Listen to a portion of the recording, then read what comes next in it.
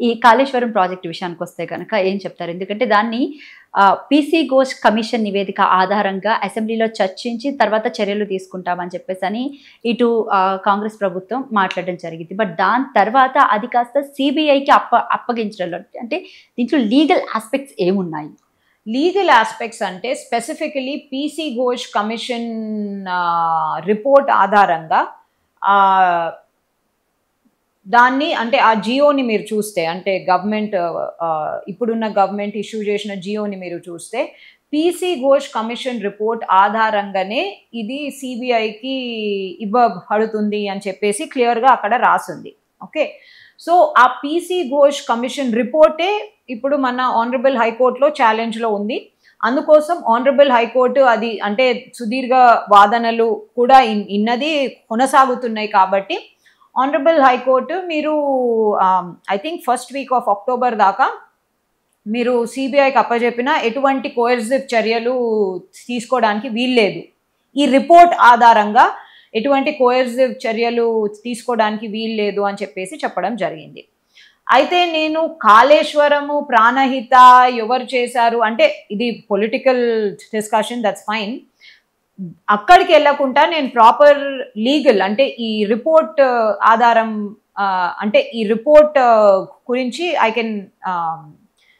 We can discuss. అయితే ఈ report merits బలాలు లేవు అనేది ఇక్కడ ఇష్యూ కాదు. ఎందుకంటే because the report has been given. ఇక్కడ రిపోర్ట్ ఒక ప్రాపర్ డ్యూ ప్రాసెస్ ఫాలో అయిందా అవుట్కమ్ కన్నా ముందు అనేది దట్ ఈస్ ఇంపార్టెంట్. సో నాకు తెలిసి ఎందుకంటే నేను I'm not the lawyer, I'm not the arguing council in that case, but what I know of the case is that the petitioners approached the court from the procedural angle. Procedural angle ఏంటంటే ఈ PC Ghosh కమిషన్ని నిర్ధారించిందే అంటే like setup చేసిందే commission of enquiry act కింద. All commissions are subject to the commission of enquiry act. Commission of enquiry యాక్ట్లో setup చేసినప్పుడు commission of enquiry యాక్ట్లో ఆ కమిటీ అంటే commission committee will function like a civil court.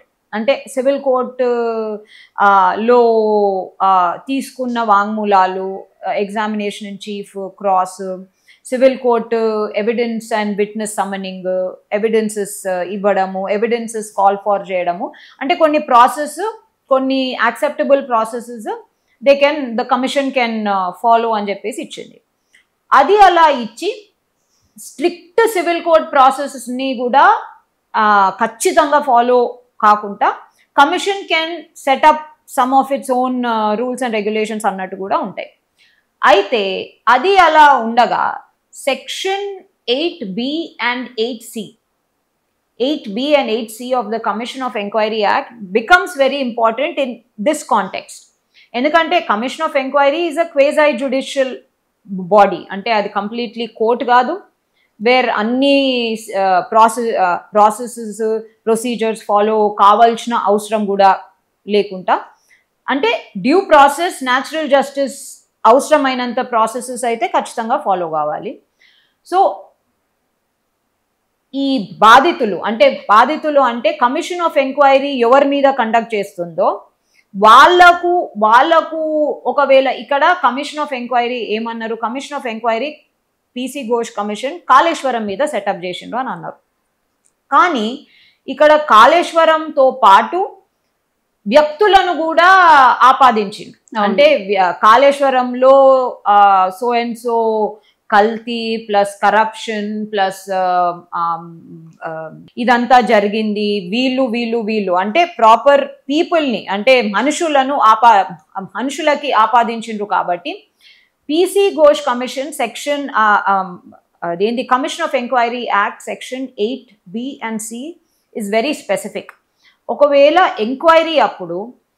Commission enquiry అప్పుడు మనుషులకు ఆపాదించడం జరిగితే ఆ మనుషులు అక్కడ లేకపోతే ఖచ్చితంగా ఆ మనుషుల evidence examination in chief, cross examination, వాళ్ళకు ఆపోజిట్ సైడ్ నుంచి అంటే గవర్నమెంట్ నుంచి రావాల్సిన evidences, evidentiary values plus witnesses, opposite side వాళ్ళు ఇక్కడ గవర్నమెంట్ ఏ విట్నెసెస్ని వాడుతుండ్రు వాళ్ళను క్రాస్ ఎగ్జామినేషన్ చేయడము, వీళ్ళ తరఫు ఆధారాలు ఇవ్వడం, ఎవిడెన్సెస్ ఇవ్వడం, ప్లస్ వీళ్ళ తరఫు మనుషులను విట్నెసెస్ని ప్రొడ్యూస్ చేసి రికార్డ్ చేపించి వీళ్ళ తరఫు విట్నెసెస్ ఎగ్జామినేషన్ ఇన్ చీఫ్ చేస్తే వాళ్ళకు క్రాస్ ఎగ్జామినేషన్ అర్హత ఇవ్వడం, వీళ్ళు వాళ్ళ విట్నెసెస్ని క్రాస్ ఎగ్జామినేషన్ చేసే అర్హత ఇవ్వడము, ఇదంతా రికార్డ్ కావాలన్నమాట. ఎందుకంటే ఇక్కడ జస్ట్ ఒక ప్రాజెక్ట్ని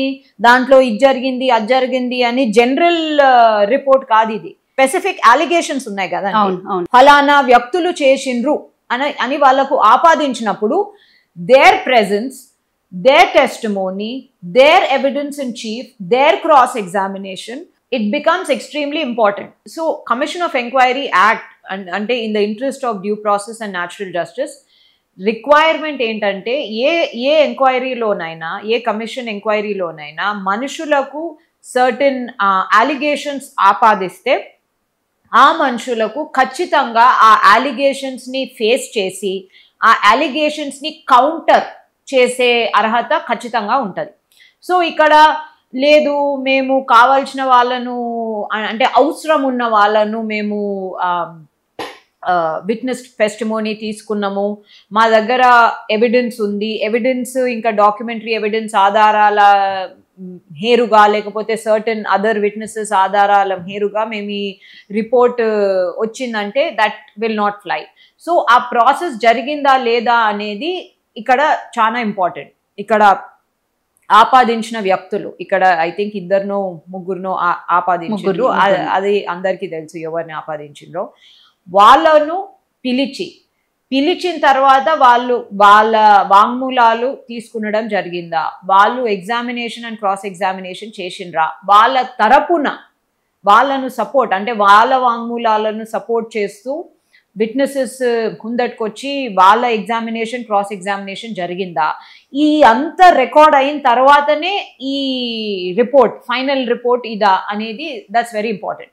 అండ్ ఇది ఈ ఆపాదించిన వాళ్ళ testimony, their right to examination and cross examination, if it's not done then that report certainly is open to challenge. And అదే ఆ రిపోర్ట్ని ఛాలెంజ్ చేసిండ్రు. సో ఇప్పుడు ఆ రిపోర్ట్ కంప్లీట్ అయిన ప్రాసెసే ఛాలెంజ్లో ఉన్నది కాబట్టి సిబిఐ ఎంతవరకు ఘోష్ కమిషన్ రిపోర్ట్ మీద ముందట్టుకెళ్తుందో వీ డోంట్ నో. అంటే ఘోష్ కమిషన్ రిపోర్ట్ని అసలు తీసుకోకుండానే ఎంక్వైరీ చెయ్యాలి అని చెప్పేసి హైకోర్టు ఇచ్చినటువంటి తీర్పుని కూడా ఏదైనా చేసే అవకాశం ఉంది అంటారా ఇటు?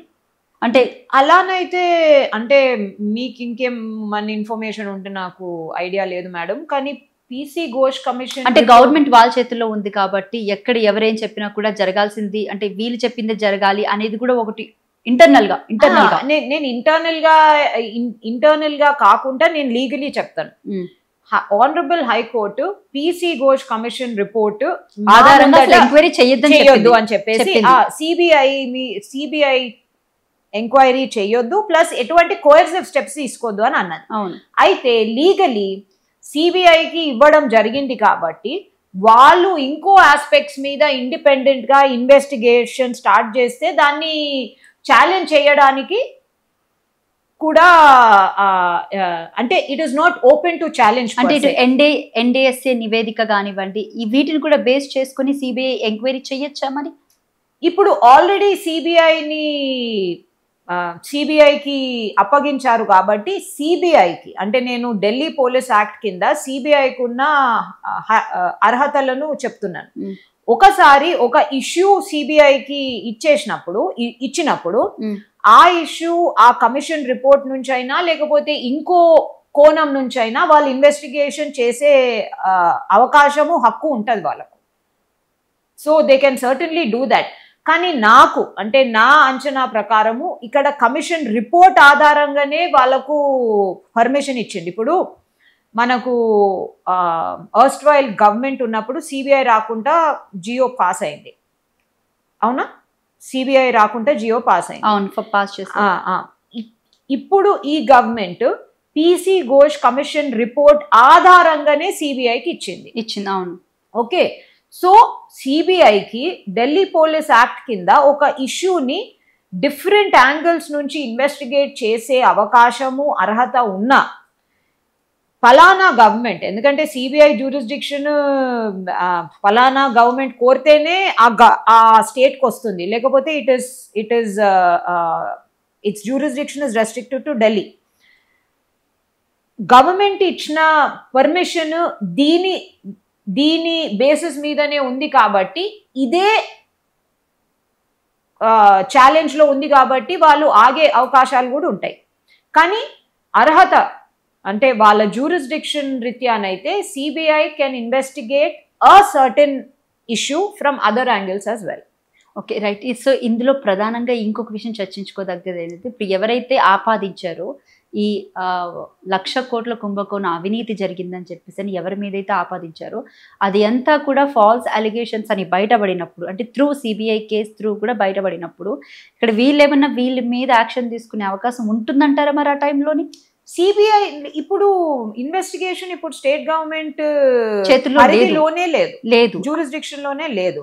సో సిబిఐ నుంచి అంటే ఆ ఇన్వెస్టిగేషన్ అంత తొందరగా అయిపోతే మంచిగా ఉంటుండే, కానీ సిబిఐ ఇన్వెస్టిగేషన్ ఇప్పుడు ఒకవేళ స్టార్ట్ చేస్తే ఏ యాంగిల్ నుంచి అయినా, ఇప్పుడు పీసీ ఘోష్ కమిషన్ రిపోర్ట్ మీదనైతే ఇప్పటికీ స్టార్ట్ చేయలేరు, అంటే అట్లీస్ట్ హైకోర్టు కూడా చెప్పింది, అందుకని అంటున్నాను నేను. But will they have the discretion to do it from another angle? Yes, they have the discretion to investigate it from another angle. కానీ చేస్తారా అంటే నేను అనుకుంటలేను, ఎందుకంటే specific permission from this state government is only that you investigate based on this on the PC Ghosh commission report. మీరు ఆ జియో చదవండి, clear గా ఉంది. మీరు ఈ ఇష్యూని మీరు ఇన్వెస్టిగేట్ చేయండి అన్నట్టు ఓపెన్ ఎండెడ్ గా లేదు. ఓపెన్ ఎండెడ్ అంటే మీకు అంటే you know what I mean. It's not an open ended invitation to investigate from any angle. It is a very specific invitation to investigate this project as concluded in the PC Ghosh Commission report.